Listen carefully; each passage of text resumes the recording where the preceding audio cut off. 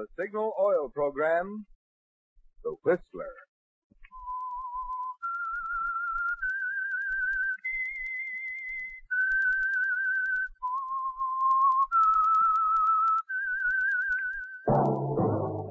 That whistle is your signal for the Signal Oil Program, The Whistler.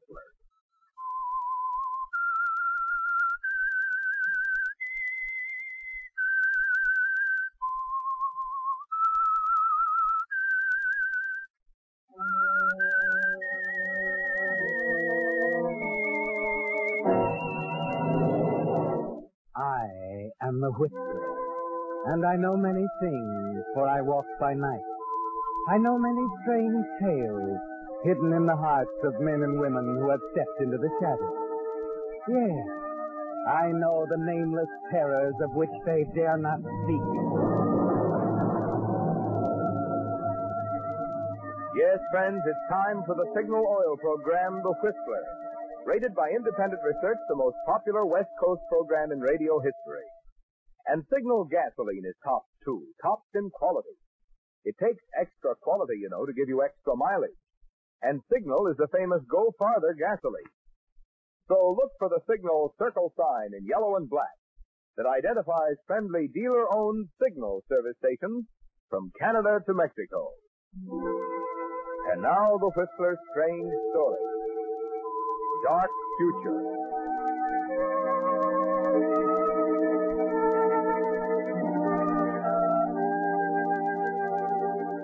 The feeling of foreboding Hal Parker had felt when he'd entered the fortune teller's tent was stronger than ever when he left. And as he shouldered his way down the tan bark lane between the carnival concessions, he tried to put his finger on it. After all, he was in the clear, comfortable and sure of himself in one of the new suits he purchased, and there was still well over $29,000 in new bills back in his hotel room.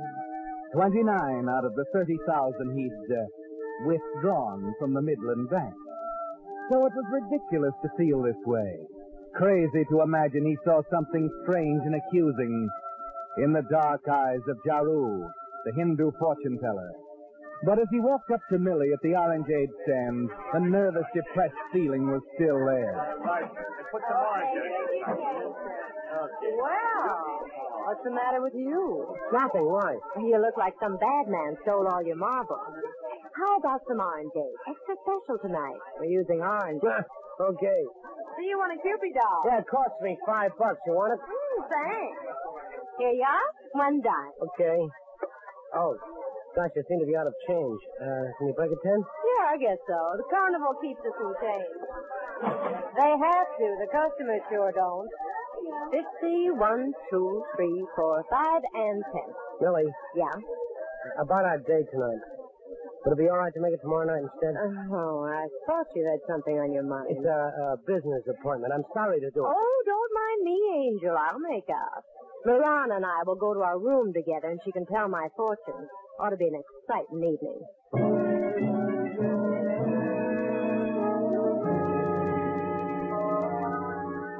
Of course, you couldn't tell her what made it so important, could you, Hal? That when Jaru, the crystal gazer, suggested you see him after closing time, there was a look in his eyes, something in his deep, quiet voice that cut through the gloom of his tent like one of the oriental daggers hanging on the wall. The lights of the carnival concessions are winking out one by one when you walk up to the entrance to find Jaru waiting.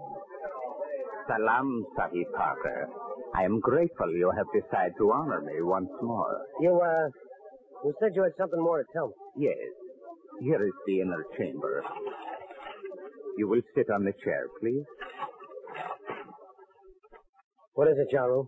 Perhaps it is not important, but then that is for the crystal to tell. Go on. As you wish, Sahib. When you were here before, I tell you many things. I see in the crystal a house of money. Is that so important? Patience, Sahib. Also, crystal gave me name of bank. A name like Midland Bank, yes? The crystal? Why don't you be honest, Jaru? I mentioned to Millie Olmsted. She told her roommate Marana. Marana told you. So let's forget the hocus-pocus about the crystal, shall we? Your manner has changed since you were here before, Sahib. But we will go on. I see now in crystal the face of another man who worked in same bank. I see also a name like, how you say, Macy? John Macy? What about him? He is being punished for stealing much money. $30,000. Yeah. That was in the paper 6 months ago. So what? You spend much money, Sahib. Too much for man who work for other man. That is funny thing, yes? Is that all you have to tell me? For the present. But Jaru is hopeful you will be interested in further reading. The crystal never rests. Are you asking me to come back? Tomorrow night, at this hour. Sorry, Charu. I'm afraid You will be here tomorrow night, Sahib? I see. What do I owe you for the reading? Nothing, Sahib. This is, how you say, on the house?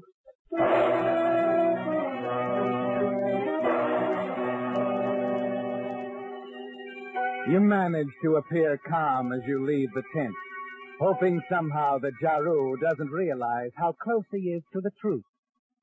It's unbelievable, Hal, that now, 6 months after you told yourself it was all over, 6 months after you watched John Macy go to prison for the money you embezzled, this man can smile across the table and tell you things that no one, even at the height of Macy's trial, even suspected. Almost as if Jaru actually saw it in the crystal ball. The next afternoon at the bank, Mr. Wilsey, the manager, called you into his office, and you find there's a more concrete basis for Jaru's revelation. Yes, Mr. Wilsey. Oh, Hal, this is Inspector Dale. How do you do? Inspector? And Mrs. John Macy. Mrs. Macy. Yes. How do you do? My husband, John, he told me a great deal about you, Mr. Parker. Yes, we were good friends. I know. That's why I suggested to Mr. Wilsey that you'd be the best one to help us. Oh? Inspector Dale here's run onto something, Hal. I want you to take this list of serial numbers, have it mimeographed, and distributed to all the tellers. Yes, sir. Now, you don't have to tell them why, but all currencies to be checked against the list immediately. And if any bills are taken in carrying those numbers, I'm to be notified right away. Of course. Mr. Wilsey, I don't mean to be inquisitive, but... Oh, I'm sorry, Hal. We didn't intend hiding anything from you. These serial numbers were taken from some of the stolen bills. The first we've been able to locate. Don't you see, Mr. Parker? If we can find out who turned them in or trace them back to him some way, John will be cleared. Well, I hope so, Mrs. Macy, especially for your sake. But well, frankly, I went over your husband's records myself at the time, and the evidence was so conclusive. The records were doctored. Someone else right here at the bank must have... Now, Mrs. Macy, please. We're all trying to help. The inspector here is working hard on the case, and Hal and I will do everything we can to help. Won't we, Hal? Yes, I will personally take care of everything, Mrs. Macy. We'll do everything we can.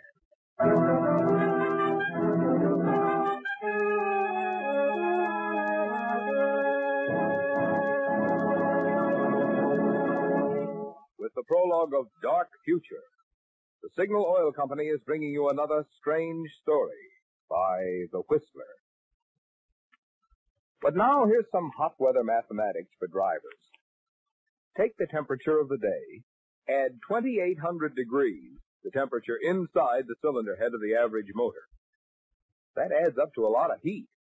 Good reason why the cooling system of your car has to be in top condition for summer driving. If yours hasn't been checked recently, why not drop by your Signal dealers for an inspection? Perhaps your radiator has become choked with sludge and rust. If so, Signal stations have special radiator cleaning compound to restore cooling efficiency. To stop small leaks, Signal dealers have radiator sealer. And even new cars should add rust preventive to the radiator to guard against future corrosion. Also, Signal dealers have finest quality fan belts and radiator hoses, and will install them while you wait. You see, Signal stations are much more than places to fill up with Signal's famous Go Farther gasoline and Signal Premium Motor Oil. Wherever you see Signal's circle sign in yellow and black, there you'll also find complete Signal service and fine quality accessories to help your car run better, look better, and last longer. And now, back to the Whistler.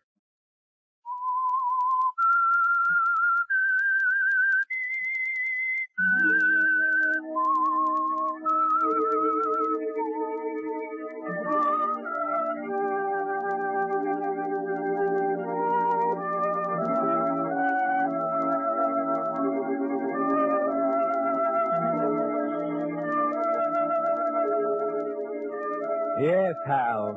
There was a better explanation for Jaru's vision in the crystal ball, wasn't there? A more concrete one involving the discovery of several of the bills you passed in a nearby town when you bought those clothes. And a small item in the newspaper Jaru must have seen before he called you in for the private reading. Yes, Hal, you were careful. And you're still pretty sure that the bills you spent in other cities cannot be traced back to you. You leave the corridor outside Mr. Wilsey's office, walk back toward your teller's cage, and then with your hand on the door, it hits you. The bill, Hal. That $10 bill you gave to Millie last night. The only stolen bill directly traceable to you. It's Connor. Yes, Mr. Parker? If anyone asks for me, tell them I'll be back in a few minutes. Get Reeves to take over.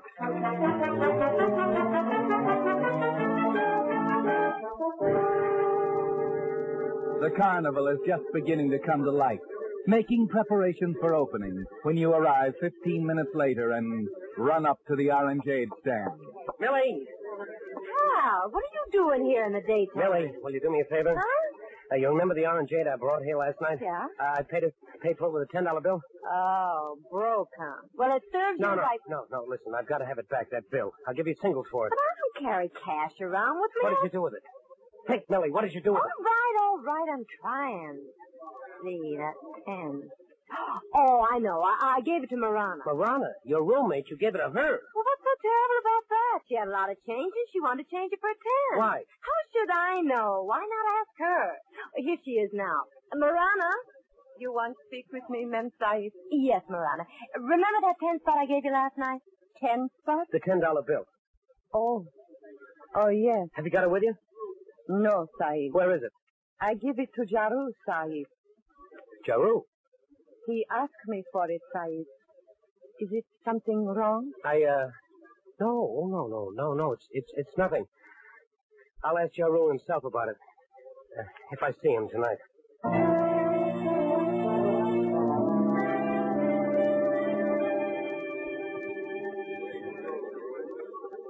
Well, Sahib, you have honored me for third time. I'm grateful. You asked me to come back. Suppose we don't waste time on this Hindu magic. What do you got to tell me? I will not, as you say, waste time. It is my business to read future in crystal, but... Yeah. But in your case, Sahib, I find future is not clear. You see, trouble is not child of future. She is child of past. And crystal shows past very clearly. I see. Much more clear than last night, Sahib. I see last night man taking money. Perhaps man was Macy. Perhaps man was you, Sahib. Now it is clear. Man was you. You might be making a bad guess, Jaru. No, Sahib. Jaru only tells what he sees. Is that, all you have to tell me? Perhaps. I think, Sahib, police will have more faith in crystal than you. Sorry, I'm not playing. Is this reading on the house, too? No, Sahib. There is a charge. How much? $15,000. You must be crazy. For such money, crystal will show brighter future for you. I don't know what they call this in India, but it's blackmail here. Over here, you gotta have more to go on than a crystal ball, so I have more than crystal balls, Sahib. Huh? I have $10 bill. In late paper tonight, you will find list of numbers. The police are seeking further clues, Sahib. Perhaps this will... All right, wait a minute. All right, you win. When do you want the money? Perhaps at an early hour tomorrow. I'll have it here tomorrow night. What about 7 o'clock? That would be a quiet time. We could be alone. Is this the end of it now? How do I know you won't be back at me again? You know that? Because you trust me. Yes, Sahib. In the crystal I see after tomorrow night, for you there is bright future.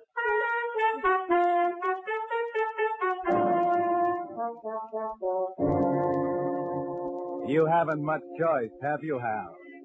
Jaru knows as surely as if he actually could look into the past. And that means you must pay him $15,000 to buy his silence. It's on your mind the next day at the bank. You're nervous, jittery, almost unable to do your work. But somehow you get through the day. And that night at 7, you arrive at Jaru's tent as agreed. The evening rush has not yet started, and the carnival grounds are almost deserted. You have the money under your arm and a cardboard shoebox as you slip into the tent, and Jaru rises to greet you. Salam, Sahib. For the 4th time you have honored Jaru. Yes, Jaru. For the 4th and last time. Yes, the last time, if everything is as agreed. The money is here in the box, $15,000. I hope you'll never live to spend a penny of it. You should not hate Jaru. He has been, how you say, very reasonable. You stole $30,000, Sahib. Yeah, here you are. 15,000 in new bills. Count them. I want to be sure you get every last dollar. New bills? But no, Sahib. These are the same bills you embezzled. Naturally. But I cannot accept this. What? I cannot be in possession of stolen money, Sahib. I could never spend it. No, Sahib, this will not do. Well, it'll have to do. I can't pay any other way. I'm afraid you must find another way, Sahib. How? Where can I get $15,000 in different bills? In the bank where you work. You can make, how you say, an exchange. What do you take me for? That'll be a dead giveaway in my finish. No, that's out. It is the only way, unless you desire to go to prison. Oh. Oh, if I don't do as you say, you'll go to the police. You leave me no choice, Sahib. You've gone too far, Jaru. I'm caught either way. You give me no choice. Sahib, no, put down that knife. Convenient to you to have these daggers hanging around your tent, Jaru. Perfect for what I have to do. Stop, you are insane. Get away. Oh, Jaru, you saw too much in that crystal ball. Much too much. No,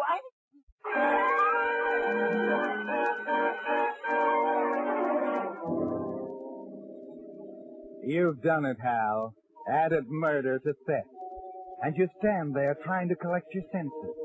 You gaze around vacantly, then wipe your fingerprints from the knife, put it back in its scabbard, and all the while your mind gropes for a way out of this, a means of escape. Suddenly you remember your date with Millie. You were to pick her up at 7:30, drive her to the carnival grounds. You look at your watch, your mind forming an idea.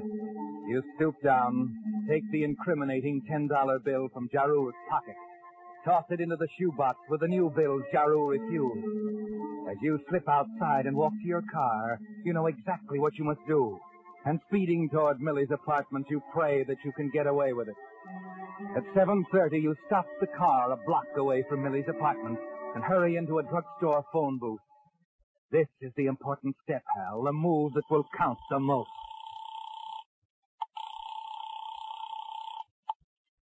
Hello?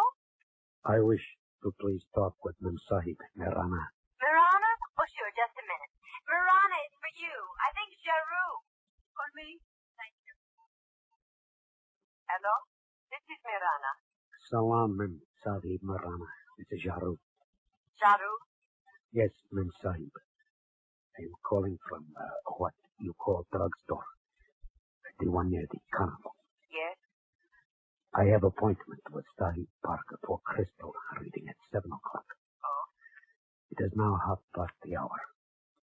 Have you seen him, Mirana? No, Sahib. But he is to be here soon. Then Sahib Parker did not intend to keep appointment. Jaru does not like it. Shall I say you called? It is of no matter. Goodbye, Mem Sahib. You smile as you hang up, don't you, Hal? Because the trick, your imitation of the dead Jaru, seemed to work perfectly. And you've established the fact that Jaru was alive at 7:30.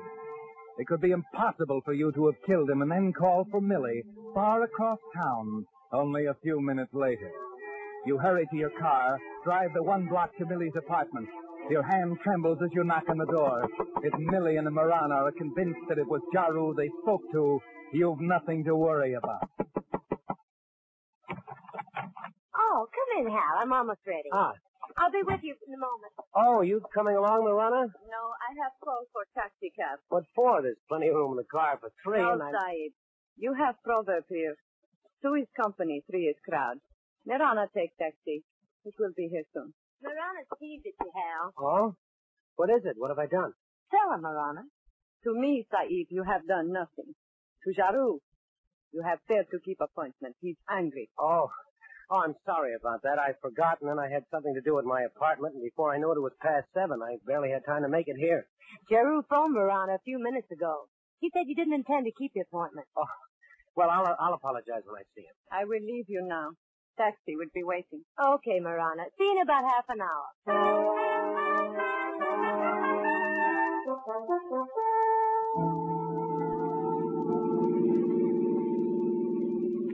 You know, Millie, they're funny people.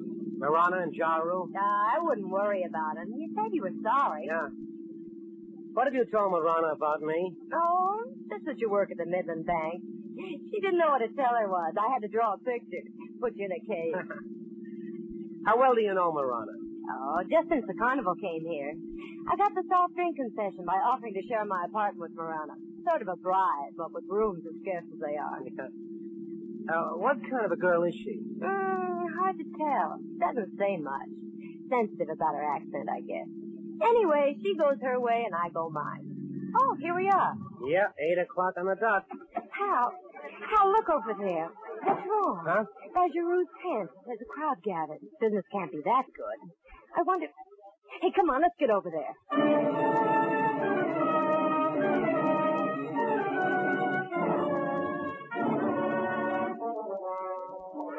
Hey, please, will you let us through? Thank you. Come on, Hal, inside. Right with you, Millie. Well, hello. What is it? What's happened? You're Millie, eh? Millie Olmsted, that's right. And you're, Parker? Yeah, why? What's it all about? I'm Lieutenant Adams, homicide. There's been a murder. Murder? Not Giroux. Yeah, that's his name. He was stabbed with one of these oriental daggers. Happened sometime within the past hour, as far as we can tell right now. I understand you people knew him pretty well. Who told you that? I never knew him before the carnival got here. I know. Your roommate, that Marana, told us about you. How about you, Parker? Oh, I didn't know him very well either. He gave me a couple of readings, that's all. Uh-huh. As a matter of fact, I had an appointment with him tonight at 7. I didn't keep it. No? Can you prove that? Of course he can. Call for me at 7:30. He wouldn't have had time for a reading and then drive all the way to my place. Yeah, and Jaru was alive at 7:30, Lieutenant. How do you know that? Oh, when I got to Millie's, he just phoned. Millie spoke to him. So did Marana. I see. Well, that leaves us exactly nowhere. And I'm afraid we won't find the answer to Jaru's murder in a crystal ball.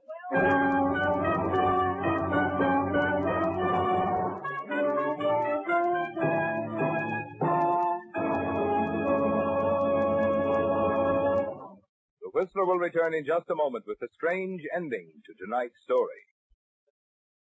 Meantime, since most of us do a lot more driving during this warm summer weather, I'd like to say a word about an item that has a lot to do with your driving pleasure. Gasoline. Wherever you travel on the Pacific coast, from Canada to Mexico, you'll find Signal, the famous Go Farther gasoline. Almost 2,000 friendly dealer-owned Signal stations stand ready to serve you and honor your Signal credit card. And remember, when you power your car with Signal, you not only enjoy Signal's famous mileage, but also the thing which makes that mileage possible, extra engine efficiency. And, of course, extra engine efficiency means more thrilling performance from your car. That's why Signal says, to be sure of the tops in gasoline quality, there are just 2 points to remember. 1, in gasoline, it takes extra quality to go farther. And 2, Signal is the famous Go Farther gasoline. And now back to the Whistler.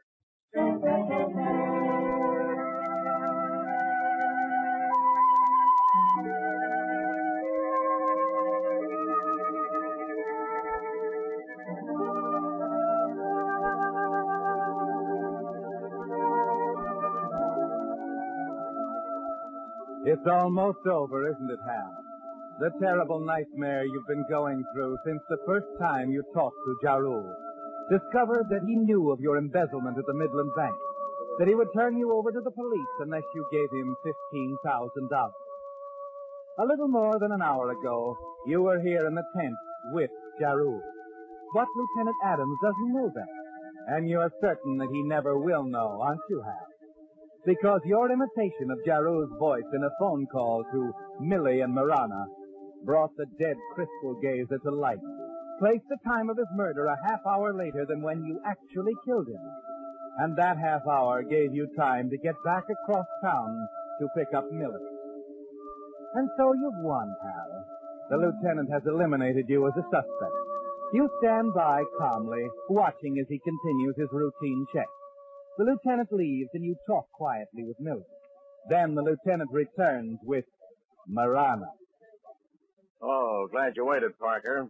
I have a few more questions, if you don't mind. Oh, not at all. I'll do whatever I can to help.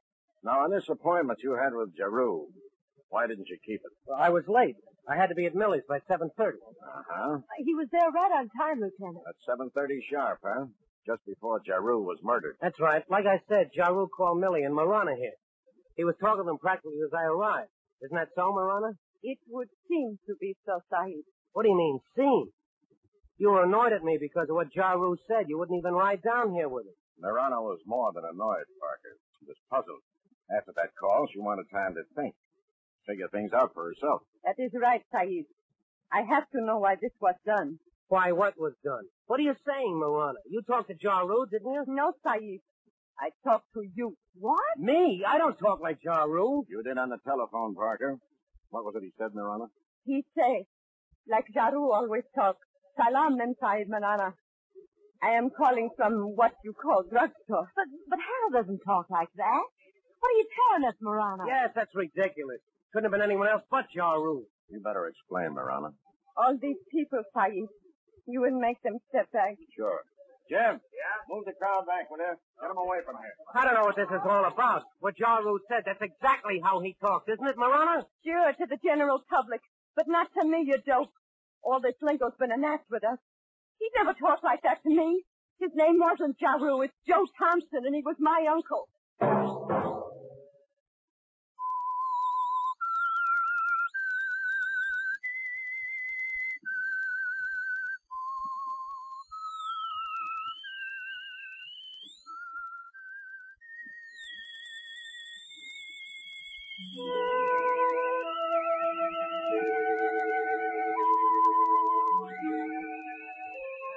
Let that whistle be your signal for the signal oil program, The Whistler. Each Wednesday at this same time. Brought to you by the Signal Oil Company, marketers of Signal gasoline and motor oil and fine quality automotive accessories. Signal has asked me to remind you, to get the most driving pleasure, drive at sensible speed, be courteous, and obey traffic regulations. It may save a life, possibly your own.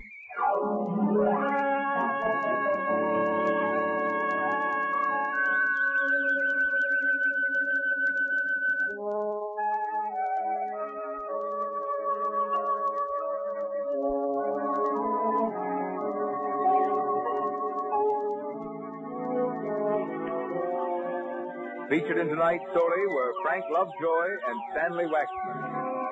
The Whistler was produced by George W. Allen, with story by Gene Fromhurst, music by Wilbur Hatch, and was transmitted to our troops overseas by the Armed Forces Radio Service. This is Marvin Miller speaking.